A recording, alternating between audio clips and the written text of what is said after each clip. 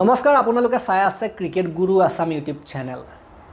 যেতিয়া সিধা আঙুলিয়ে ঘিউ উলিয়াব নোৱাৰে তেতিয়া আঙুলিটো অলপ বেকা কৰিব লাগে।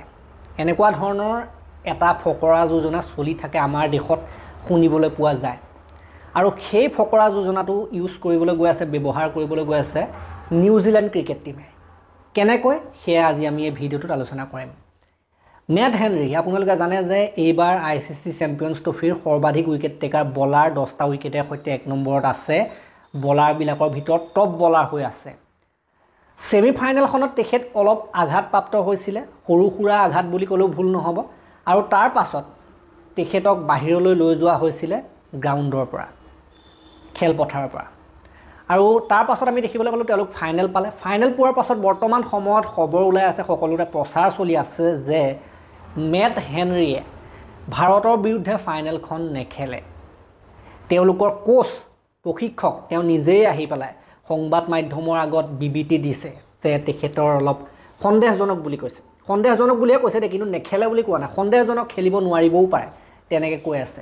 আৰু এইটো যিটো খবৰ, এইটো সৰ্বত্ৰে প্ৰচাৰ হৈছে। আমাৰ ভাৰতৰ যিমান মিডিয়া আছে সকলোতে কথাটো প্ৰচাৰ হৈছে যে মেট হেনৰি আঘাতপ্ৰাপ্ত হৈছে। বহুতে ইমানলৈকে কৈ দিলে যে নেখেলে, কিন্তু তেওঁ খেলিব নে নেখেলে সেইটো কিন্তু এতিয়ালৈকে চিয়ৰ হোৱা নাই। আৰু মেইন কথাটো হ'ল যে এইটো এটা ডাঙৰ ৰণনীতিও হ'ব পাৰে, যিটো ৰণনীতিত ফচি যাব পাৰে ভাৰতীয় ক্ৰিকেট টীম, যদিহে ভাৰতীয় ক্ৰিকেট টীমে হেনৰিৰ কাৰণে প্ৰস্তুতি চলাই নাহে। এনেকুৱা ধৰণৰ ঘটনা আগতেও হৈছে ক্ৰিকেটত। এই ধৰণৰ ৰণনীতি বহুত সাধাৰণ আগৰ পৰা হৈ আহিছে। আগতে যেতিয়া ডাঙৰ ডাঙৰ খেলবিলাক হৈছিলে, তেতিয়া ডাঙৰ ডাঙৰ ফাইনেল হৈছিলে, কেতিয়াবা শচীন তেণ্ডুলকাৰে নেখেলে বুলি এনেকৈ আগত খবৰ বিয়পাই দিয়া হৈছিলে, প্ৰচাৰ চলাই দিয়া হৈছিলে যে শচীন তেণ্ডুলকাৰে নেখেলে।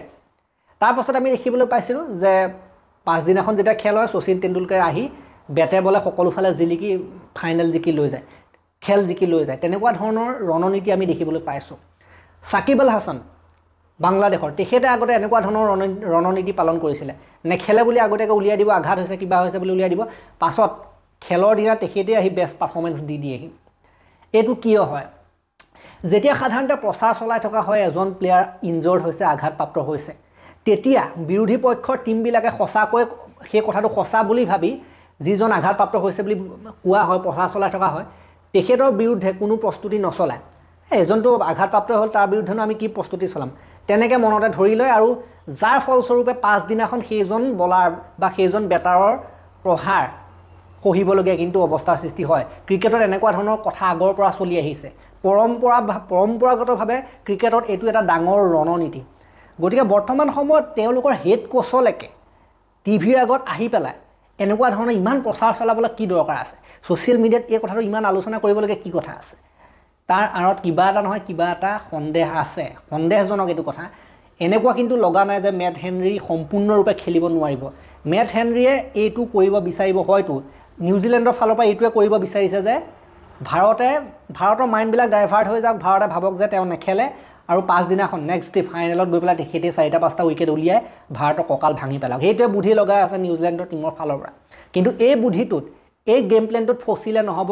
গৌতম গম্ভীৰৰ অধীনত, বিৰাট কোহলিৰ ৰোহিত শৰ্মাৰ অধীনত আমাৰ টীমটো ফচিলে নহ'ব, সেইবিলাক মিছা কথাত ফচিলে নহ'ব।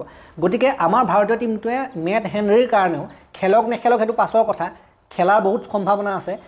গতিকে ভাৰতীয় টীমটোৱে সম্পূৰ্ণ প্ৰস্তুত হৈ পেলাই আহিব লাগিব। মেট হেনৰিৰ কাৰণে এক্সট্ৰা প্ৰস্তুতি চলাই আহিব লাগিব। যদি প্ৰস্তুতি চলাই নাহে, নেখেলে বুলি ভাবি, তেতিয়া কিন্তু বিপদ আছে। যদি ঘপকৈ খেলি যায় তেতিয়া কি হ'ব?